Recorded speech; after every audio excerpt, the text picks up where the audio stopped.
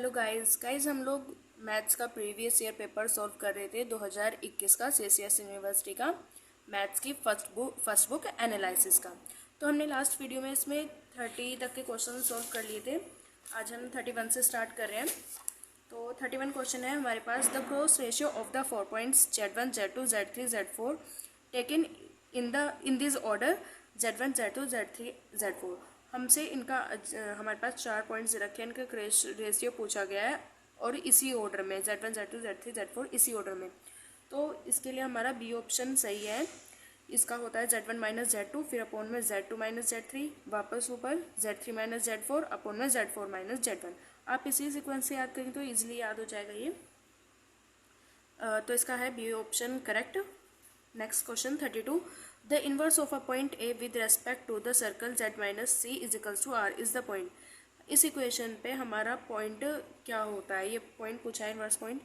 तो इसका ऑप्शन है ए। ये हम बुक में हमारे पास प्रूव किया हुआ है बुक में।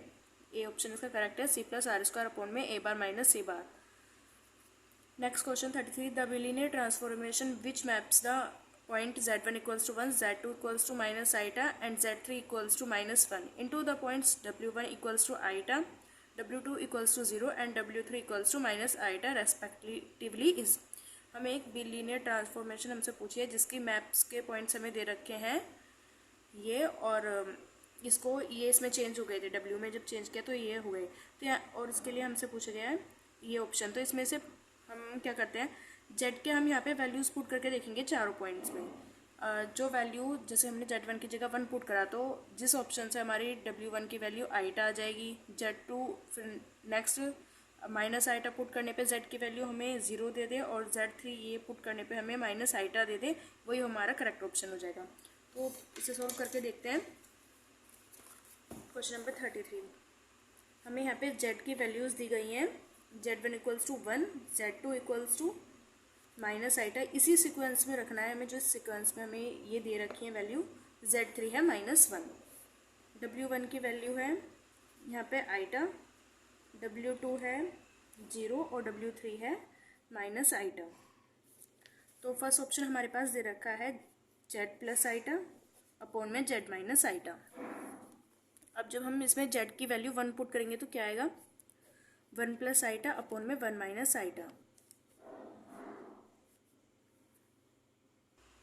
कंजुगेट से ऊपर नीचे मल्टीप्लाई करेंगे तो क्या आएगा, 1 प्लस आइटा 1 माइनस आइटा, इसके कंजुगेट से मल्टीप्लाई करेंगे तो क्या आ जाएगा, 1 प्लस आइटा अपॉन में 1 प्लस आइटा। तो ये हो जाएगा 1 प्लस आइटा की होल स्क्वायर और अपॉन में ये हमारे पास फॉर्मूला होता है a plus B A minus B, A square minus B square के बराबर होता है। तो 1 का स्क्वायर माइनस आइटा का स्क्वायर। इसको जब हम ओपन करेंगे तो क्या आएगा, 1 प्लस आइटा स्क्वायर प्लस का 2 आइटा। ये फॉर्मूला होता है प्लस बी की होल स्क्वायर का, वो हमने इस पर ऑपरेट कर दिया है। और 1 का स्क्वायर 1, आइटा स्क्वायर की वैल्यू होती है हमारे पास -1 और एक माइनस यहाँ पे पहले से है तो ये हो जाएगा +1। यहाँ पे भी ऐसे आइटा स्क्वायर की वैल्यू -1 और प्लस का 2 आइटा ऐसे ही रह गया, माइनस से माइनस कैंसिल और 1 + 1 2। तो यहाँ पे 2 आइटा अपॉन में 2 आ गया, 2 से 2 कैंसिल आइटा। तो देखो हमें W1 की वैल्यू यही चाहिए थी। तो अब हम Z की जगह की बार हम माइनस आइटा पुट करके देखेंगे। वैन Z बराबर माइनस आइटा, तब क्या है हमारे पास यहाँ पे Z की जगह माइनस आइटा प्लस आइटा हो गया अपॉन में माइनस आइटा माइनस आइटा। देखो ये तो इससे कैंसिल हो जाएगा तो यहाँ पे तो 0 आ जाएगा और हमें W2 की वैल्यू 0 ही चाहिए थी। अब देखते हैं -1 पुट करके देखते हैं। वैन Z इक्वल्स टू -1, तब क्या है -1 प्लस का आइटा -1 माइनस आइटा।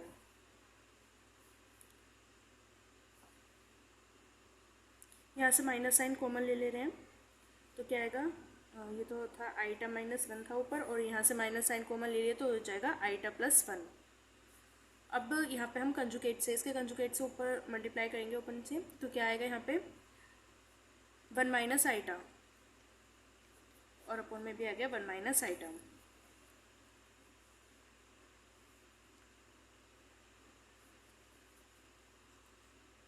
हम यहाँ से भी माइनस साइन कॉमन ले लेंगे तो क्या हो जाएगा, 1 माइनस आइटा हो जाएगा ये भी, और ये वाला माइनस और वो जो कॉमन लेंगे माइनस, वो दोनों मिला के प्लस हो जाएगा। तो 1 माइनस आइटा और एक 1 माइनस आइटा ये था, तो ये होल स्क्वायर हो गया। और अपॉन में ये फिर से वही a plus B into A minus B, तो A square minus B square 1 minus iota square का फॉर्मूला बन गया। इसको ये फॉर्मूला खोलेंगे तो क्या आएगा, 1 प्लस का आइटा स्क्वायर माइनस का 2 आइटा, अपॉन में ये प्लस का हो जाएगा, यानी +1 हो जाएगा, और 1 1 2।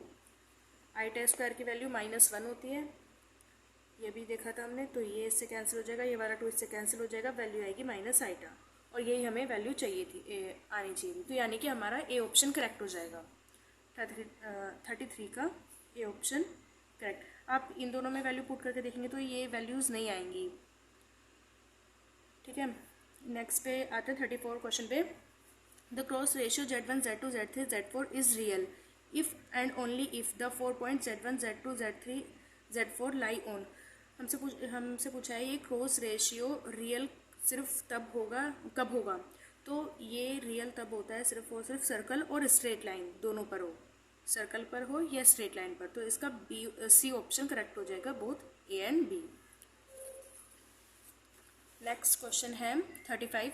Every bilinear transformation which has only one finite fix point alpha can be put in the form. हमसे ये रिलेशन पूछा है कि इनमें से कौन सा रिलेशन सही है, तो हमारा ये बी रिलेशन सही है, ये हमने बुक में प्रूफ दे रखा है इसका, आप वहाँ से देख सकते हैं, इसका बी ऑप्शन सही है। नेक्स्ट है 36 question. Fixed point and the nature of bilinear transformation W is equals to Z-1 upon में Z+1। हमसे इसकी यहाँ पे Z की वैल्यू पूछी गई है और शेप हमें इसमें बतानी है कौन सी होती है, यानी कि इसके जो फिक्स पॉइंट्स हैं वो हमें बताना है और नेचर बताना है, नेचर यानी कि कौन सी शेप है। तो पहले उसके लिए हम देखते हैं इसे हम सॉल्व करेंगे इस इक्वेशन को W की जगह Z पुट करके। क्वेश्चन नंबर 36, W की जगह Z रख दिया और Z-1 अपॉन में Z+1। इसको हम इधर ले जाएंगे तो क्या आएगा, Z² प्लस का Z equals to Z-1। Z से Z कैंसिल हो जाएगा, Z इक्वल्स टू -1, और जब ये इधर जाएगा अंडर रूट आ जाएगा तो प्लस माइनस आइटा हो जाएगी वैल्यू, क्योंकि अंडर रूट के अंदर -1 है तो आइटा आएगा, और ये जब इधर जाएगा रूट में आएगा तो प्लस माइनस लग जाएगा।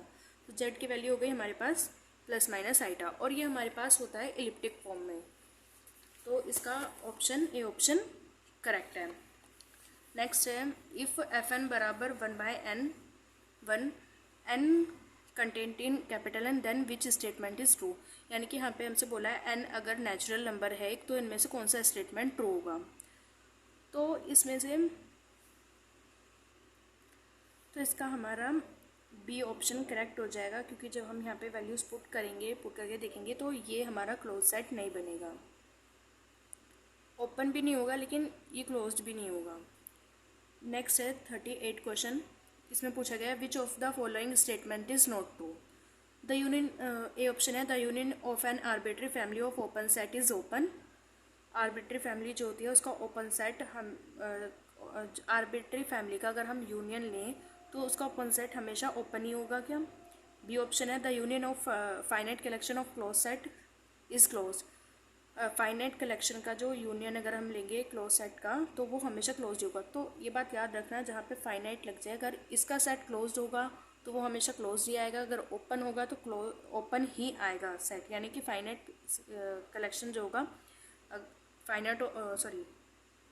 क्लोज होने पे क्लोज्ड आएगी वैल्यू यूनियन की भी, यूनियन हो चाहे इंटरसेक्शन, दोनों में फाइनाइट मतलब फाइनाइट हो, और अगर यूनियन हो चाहे इंटरसेक्शन हो, तो जो भी अगर हमारा सेट क्लोज है तो क्लोज ही मिलेगा,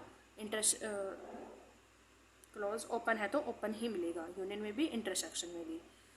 नेक्स्ट है हमारे पास 4A subset R A bar equals to A union D of A, और डी ऑप्शन है ऑल ऑफ द अबव। तो इसमें जो हमारे पास स्टेटमेंट है ये तीनों स्टेटमेंट हमारे पास ट्रू हैं, यानी कि ये सच होते हैं, लेकिन हमसे यहाँ पे पूछा है कौन सा गलत है। तो ये क्वेश्चन इसलिए कैंसिल कर दिया था क्योंकि इसमें यहाँ पे चारों ऑप्शंस ही सही हैं, ठीक है। ये तो यहाँ से नोट हटाएं कि कौन सा ऑप्शन है इसमें से सही है, लेकिन यहाँ पे नोट पूछा है तो यहाँ पे क्वेश्चन ही कैंसिल हो गया था क्योंकि इसमें सारे स्टेटमेंट ट्रू थे। 39 क्वेश्चन है हमारे पास for the set S equals to, हम derived set D S of S, हमें सेट दे रखा है S और इसमें हमसे ड्राइव्ड सेट पूछा है। तो इसमें इसका डायरेक्ट सेट होता है कि सी ऑप्शन इसका करेक्ट है, इसका डायरेक्ट सेट ये आता है। यहाँ पे अगर 1 में n हो ये ज़रूरी नहीं है, 1 में n भी होता तब भी ये सही होता। ठीक है, नेक्स्ट आते हैं 40 क्वेश्चन पे। हमसे I N equals to open interval -1/n 1+1/n और n की वैल्यू यहाँ पे एक नेचुरल नंबर होगी, then the set of neighbourhood intersection I. तो हमसे नेबरहुड पूछा है कि इसका नेबरहुड कौन सा होगा। तो यहाँ पे देखो नेचुरल नंबर है, अगर हम यहाँ पे 1 पुट करके देखें तो यहाँ पे जो वैल्यू स्टार्ट हो रही है वो 2 से स्टार्ट हो रही है और यहाँ पे -1 से। तो इसके लिए हमारा ऑप्शन ये हो जाएगा, बी ऑप्शन हमारा करेक्ट हो जाएगा, क्योंकि इस इंटरवल में हमारी 0 और 1 को छोड़कर बाकी सारी डिजिट्स आ रही हैं, तो हमारा बी ऑप्शन करेक्ट हो जाएगा। नेक्स्ट पर आते हैं 41 पे। The equation of straight line passing through the point Z1 and making an angle alpha with the real axis is. हमसे यहाँ पे हमें पॉइंट दे रखा है Z1 और वो एंगल दे रखा है हमारे पास अल्फा, और पूछा गया है स्ट्रेट लाइन की कौन सी इक्वेशन है इनमें से। तो हमारे पास स्ट्रेट लाइन की इक्वेशन ये होती है, ये आप याद रखेंगे, 41 का सी ऑप्शन करेक्ट है। एम्पलीट्यूड 1 माइनस आइटा, इसका एम्पलीट्यूड होता है माइनस का π/4, ए ऑप्शन इज करेक्ट। 43 क्वेश्चन, if Z1 Z2 are any two complex numbers then Z1 plus Z2 का मोड का square plus Z1 minus Z2 की मोड का स्क्वायर। तो ये एक फॉर्मूला होता है जो इन दोनों के स्क्वायर के सम का 2 गुना होता है। तो यानी कि इसका सी ऑप्शन करेक्ट हो जाएगा, क्योंकि देखो Z1 और Z2 का दोनों का स्क्वायर है, मोड का स्क्वायर का सम और 2 गुना, यानी कि 2 मल्टीप्लिकेशन है, तो सी ऑप्शन इसका करेक्ट है। 44 the equation Z-1 equals to Z+1 represent, A option A line through the origin which whose slopes is -1, a line through the origin whose slope is +1, a circle through the origin, none of these। तो इसका correct option है ए, इसका slope होता है -1। ये एक line को present करती है जिसका स्लोप -1 होता है। Next, which of following is not true, इसमें से कौन सा ट्रू नहीं है। Z bar is imaginary if Z plus Z bar equals to 0। अगर हमारे पास जेड प्लस जेड बार करें तो ये 0 आएगा, कब, जब जेड बार इमेजनरी हो, तो ये तो ट्रू है। नेक्स्ट है B, Z bar equals to Z, mod में Z bar equals to mod Z के बराबर होता है, ये स्टेटमेंट भी ट्रू है। नेक्स्ट है Z minus Z bar equals to 2RAZ, और डी है Z is real if Z minus Z bar equals to 0। तो ये स्टेटमेंट भी ट्रू है, जेड अगर रियल होता है अगर जेड बार हमारा माइनस में आ जाए यहाँ पे। तो देखना, याद रखना, अगर यहाँ पे प्लस होगा तो इमेजनरी जेड बार हमारा इमेजनरी आएगा, और अगर यहाँ पे माइनस हो जाए तो जेड हमारा रियल आएगा। तो यानी कि इसका सी ऑप्शन करेक्ट है, यानी कि मतलब इस ऑप्शंस के हिसाब से सी ऑप्शन करेक्ट है, क्योंकि ये स्टेटमेंट ट्रू है। बाकी ये तीनों ये स्टेटमेंट हमारा फॉल्स है, बाकी तीनों स्टेटमेंट हमारे ट्रू हैं। Next question 46, for the function f(z) equals to u(xy) plus i(v(xy) Cauchy-Riemann equations are. हमसे पूछा गया है कॉची-रायमन इक्वेशन के अकॉर्डिंग यहाँ पे u(v) की वैल्यू क्या होती है। तो इसका है बी ऑप्शन करेक्ट है, ux बराबर होता है vy के और uy बराबर होता है माइनस के vx के, B option is correct. 47 question, A function which is analytic is also called. अगर हमारा फंक्शन एनालिटिक है तो उसे हम बोलते हैं holomorphic function, A option is correct. 48, the function f(z) equals to z bar is analytic, non analytic, continuous, not continuous. हमसे पूछा है इसमें f(z) अगर z बार है तो ये फंक्शन एनालिटिक होगा, non analytic, continuous, not continuous. तो ये फंक्शन हमारा नॉट एनालिटिक होता है। नेक्स्ट है, A function f(z) equals to 1/z-1 z-2 is not differentiable at point z। किस पॉइंट पर, इनमें से किस पॉइंट पर ये डिफरेंशिएबल नहीं है। तो देखो हमसे जो पॉइंट दे रखे हैं तो इसमें सी ऑप्शन आएगा। क्यों, देखो अगर हम z की जगह 1 कर दें और यहाँ वाले z की जगह 2 कर दें तो ये तो 0 हो जाएगी और फिर z की वैल्यू इन्फिनेटिव आ जाएगी, तो इस पर ये डिफरेंशिएबल नहीं है। सी ऑप्शन इसलिए इसका करेक्ट हो जाएगा। 50, इफ़ f(z) बराबर u plus iota v is analytic function and u minus v equals to e⁻x cos y minus sin y, then f(z) is. तो इसको हम याद रखेंगे, इसका आंसर है A option A square plus C इसका answer होता है। क्योंकि हम प्रूव करेंगे तो इसका प्रूफ काफ़ी बड़ा हो जाएगा, तो आप इसको डायरेक्ट याद रखना है ए स्क्वायर प्लस सी इसका आंसर होगा कब, जब z हमारे पास u प्लस आइटा वी ये एनालिटिक फंक्शन हो और u माइनस वी की वैल्यू ये आ रही हो, तब हमारे पास एफ जेड होता है ए स्क्वायर प्लस सी। नेक्स्ट क्वेश्चन है which is true, every continuous function is closed interval is bounded in that interval.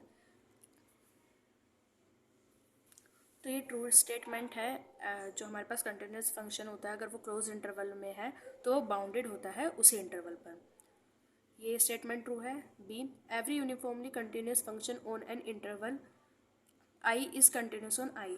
अगर हमारे पास एक यूनिफॉर्मली कंटिन्यूस फंक्शन है तो वो इंटरवल आई पर तो वो कंटिन्यूस होगा आई पर भी। यूनिफॉर्मली जो कंटिन्यूस हमारे पास इंटरवल होता है आई वो कंटिन्यूस भी होता है, यानी कि यूनिफॉर्मली कंटिन्यूस भी होगा। सी ऑप्शन है F X equals to X cube is uniformly continuous is -2 2। तो ये ऑप्शन भी करेक्ट है, तो यानी कि इसमें तीनों ऑप्शन करेक्ट हैं, तो डी आ जाएगा हमारा ऑल ऑफ द अबव, यानी कि सारे ऑप्शन हमारा करेक्ट है। Next 52, F R integrability of an bounded function F on A B we have. हमारे पास इंटरवल दे रखा है ए बी और इसमें रायमन इंटीग्रल के लिए हमारे पास बाउंडेड फंक्शन क्या होता है एफ ओ, तब हमसे पूछा गया इनमें से कौन सा करेक्ट है। तो ये हमारे पास फॉर्मूला होता है, ए ऑप्शन इसका करेक्ट होगा कि upper bounded function lower bounded function के इक्वल्स टू होता है, ए ऑप्शन इसका करेक्ट है। 53, if F is continuous on A B then which of the following is true. अगर हमारा एफ कंटिन्यूस फंक्शन है ए बी पर तो इनमें से कौन सा ट्रू होगा। तो अगर कंटिन्यूस है तो वो रायमन इंटीग्रल भी होगा ए बी पर, और लोअर बाउंड और अपर बाउंड उसकी इक्वल्स होती है, ये हमने अभी देखा था। तो यानी कि इसका बी और सी दोनों ऑप्शन सही हैं, तो डी ऑप्शन हमारा करेक्ट हो जाएगा, D option is correct. Next है हमारे पास if F be the function defined on A B by F X बराबर, जब ज़ीरो हमारा एक्स अगर हमारा एक्स इरेशनल है तो उसकी वैल्यू ज़ीरो होगी, और अगर एक्स रेशनल है तो 1 है। देन ये option upper and lower integral of F does not exist. B option है F is Riemann integrable. C, F is not Riemann integrable. D, none of this. तो इसका सी ऑप्शन है, ये रायमन इंटीग्रेबल नहीं होता है। 55 question, the integral D X upon में root x is. तो पहले तो ये देखो, ये हमारा फर्स्ट काइंड का इम्प्रॉपर इंटीग्रल है, और उसमें जो वैल्यू होती है हमारी, और जब हम इसका वो जो वैल्यू आएगी, मतलब जब हम इसका इंटीग्रल करेंगे तो यानी कि एक्स को ऊपर ले जाएंगे तो माइनस का 1/2 हो जाएगी, और जब हम इसका इंटीग्रेशन करेंगे तो एक्स की पावर 1/2 अपॉन में 1/2 यानी कि 2 एक्स की पावर 1/2 आ जाएगी। चलो करके देखते हैं इसको। 55 है हमारे पास 1 to infinitive D X upon में एक्स की पावर 1/2। तो जब हम इसको ऊपर लेकर जाएंगे तो पावर हो जाएगी माइनस की डी एक्स, और जब हम इसका इंटीग्रेशन करेंगे तो इंटीग्रेशन आएगा एक्स की पावर 1/2 अपॉन में 1/2 1 to इन्फिनेटिव, यानी कि 2 एक्स की पावर 1/2 इन्फिनेटिव और 1। इस 2 को हम बाहर ले रहे हैं, और जब हम इसमें इन्फिनेटिव पुट करेंगे तो ये तो इन्फिनेटिव ही हो जाएगा, और माइनस का यहाँ पे आ जाएगा 1, तो इसकी वैल्यू हो गई -2। तो यहाँ पे जब इसकी वैल्यू म्यू की वैल्यू 1 से कम होती है तो ये हमारा डाइवर्जेंट होता है, तो यहाँ पे हो जाएगा डाइवर्जेंट। सॉरी एक म्यू से कम नहीं, देखो यहाँ पे म्यू एक मिस्टेक हो गई, म्यू से कम नहीं, देखो यहाँ पे म्यू में से कोई भी चीज़ तो हम माइनस कर ही नहीं सकते, यानी कि कोई भी म्यू कैरी में इन्फिनेटिव में अगर हम कोई भी चीज़ जोड़ते हैं या माइनस करते हैं, मल्टीप्लाई करो या डिवाइड, तो वो उसकी वैल्यू इन्फिनेटिव ही आती है। मेरे को लगा यहाँ पे 0 है तो ये कन्फ्यूज़न हो गई थी, यहाँ पे इन्फिनेटिव आए, तो इन्फिनेटिव पे हमारा जो फंक्शन इंटीग्रल होता है वो डाइवर्जेंट होता है, तो इसका सी ऑप्शन करेक्ट हो जाएगा। 56 question, which is not true for the function F interval A B R. तो इसमें ए ऑप्शन दे रखा है एफ आर ए बी, ये हमारा F square R A B के बराबर होता है, F is continuous on A B, तो ये आएगा, और मोनोटोनिक हो तो ये भी सही है। हमारे पास ये तीनों ऑप्शन सही हैं इसका, लेकिन ये ऑप्शन हमारे पास सही नहीं है, मोड में अगर मोड की जो वैल्यू अगर वो राइमन इंटीग्रल है ए बी पर, तो वो बिना मोड के भी होगी। ये हमारा फंक्शन गलत है, क्योंकि अगर हम मान लो भाई इसमें तो माइनस की जो भी वैल्यू पुट करेंगे तो वो तो मोड की वजह से प्लस हो जाएगी, लेकिन यहाँ पे तो माइनस में ही आएगी ना वो, तो इसका डी ऑप्शन करेक्ट हो जाएगा, यानी कि ये हमारा सही स्टेटमेंट नहीं है। 57 द इंटीग्रल 0 to 1 x की power m minus one one minus X की power n minus one D X is convergent. ये कब कन्वर्जेंट होगा? तो जब हमारे पास m और n की वैल्यू दोनों की पॉजिटिव आएगी तभी ये हमारा कन्वर्जेंट होगा। तो यानी कि ए ऑप्शन हमारा सही हो गया, both m and n are positive, 0 से बड़ा तो यानी कि पॉजिटिव। नेक्स्ट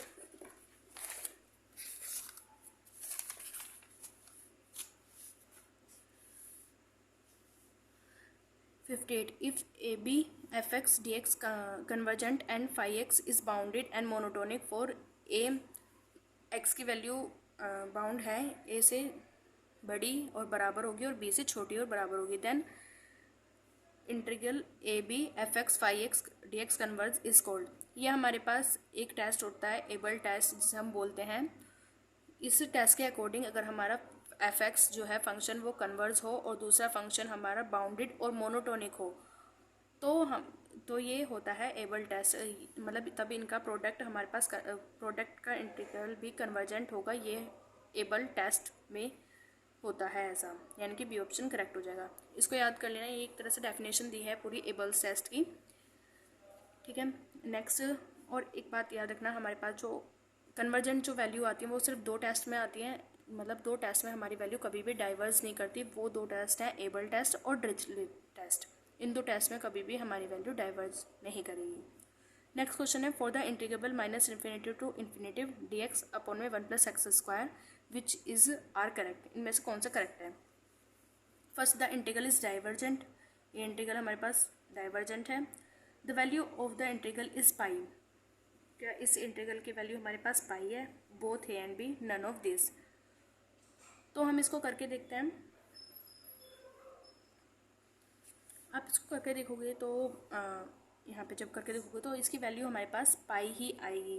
आप इसको करके देख लेना, हमारे पास इसका यानी कि बी ऑप्शन कन्वर्जेंट होगा।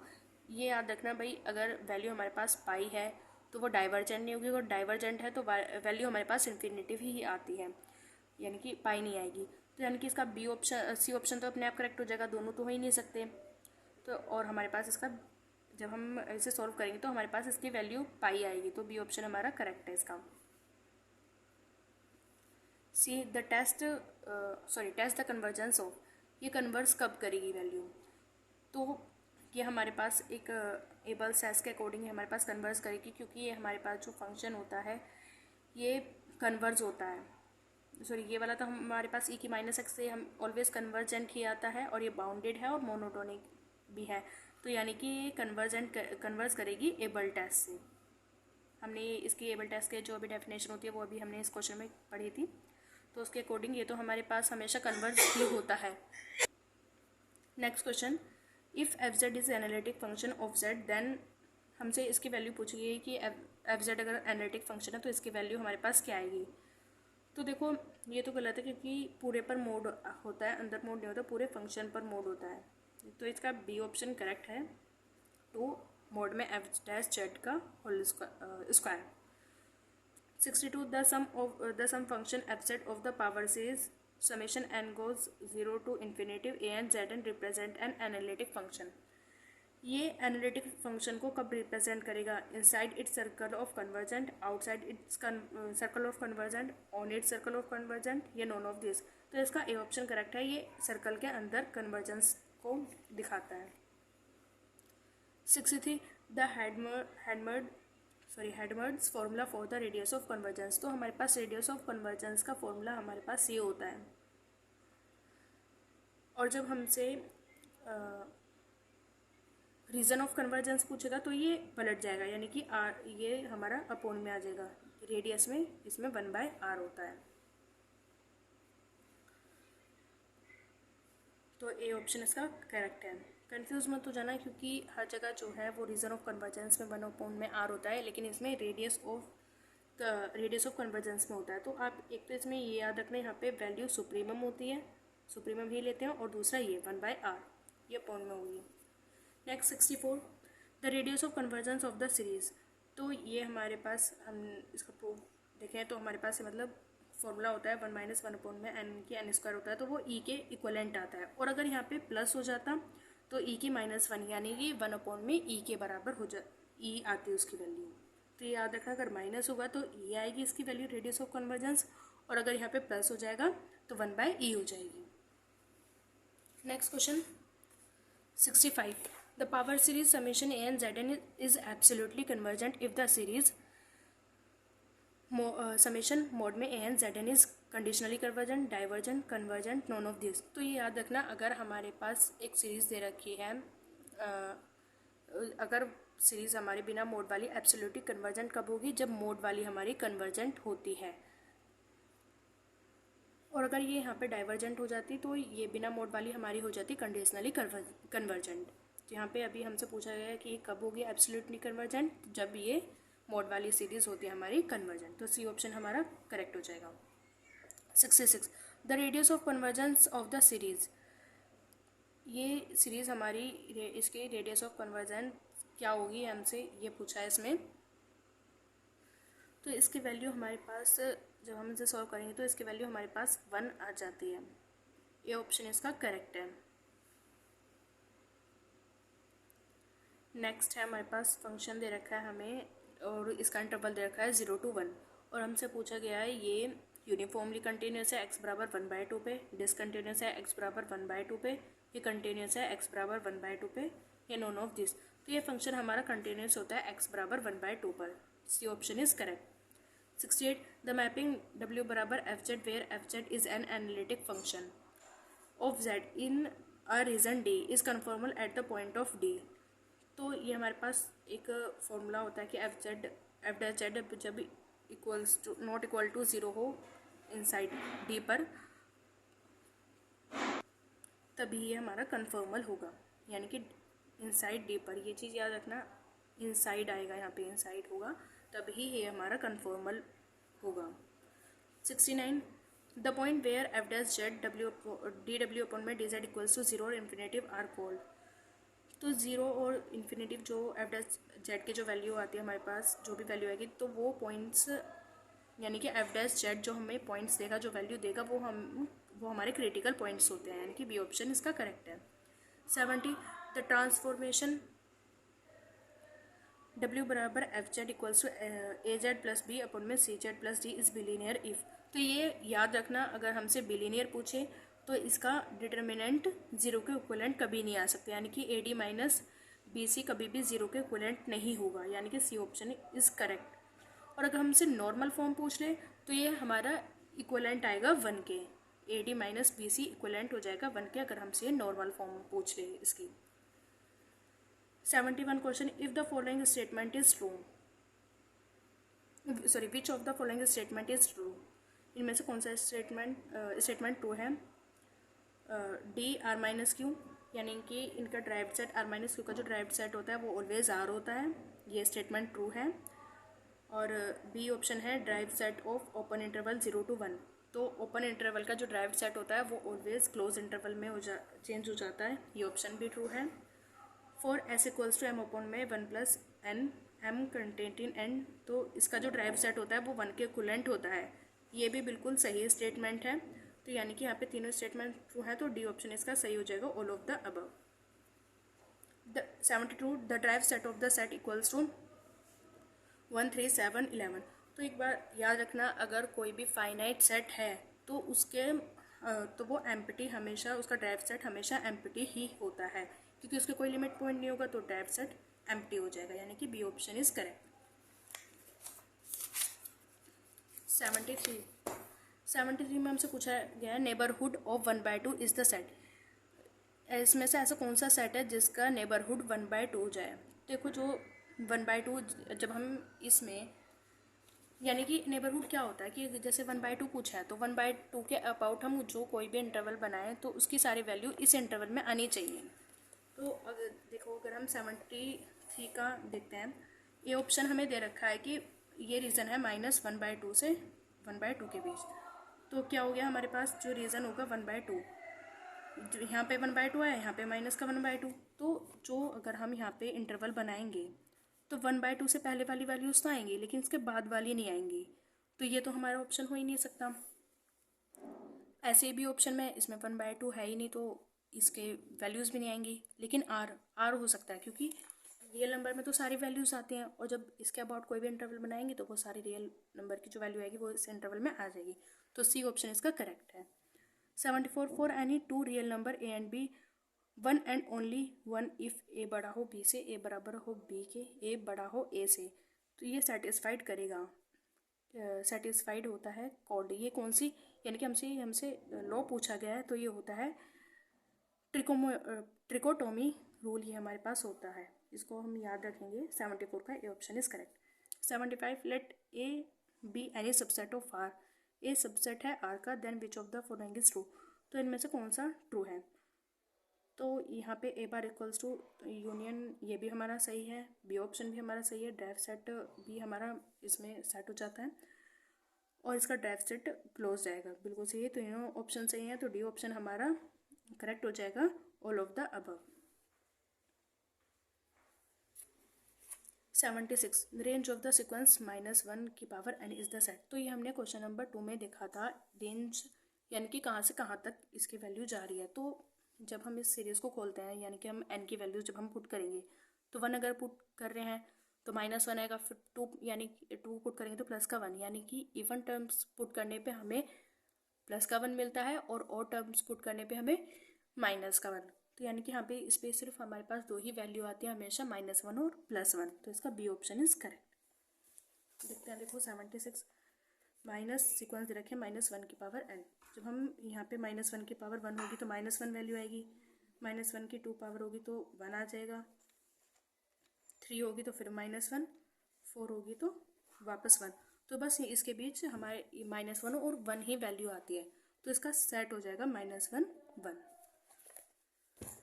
B option is correct. 77 the sequence R की पावर n कन्वर्स टू 0, ये कन्वर्स 0 पे कन्वर्स कब करेगी, जब आर की वैल्यू छोटी हो जाएगी 1 से, यानी कि सी ऑप्शन इज करेक्ट।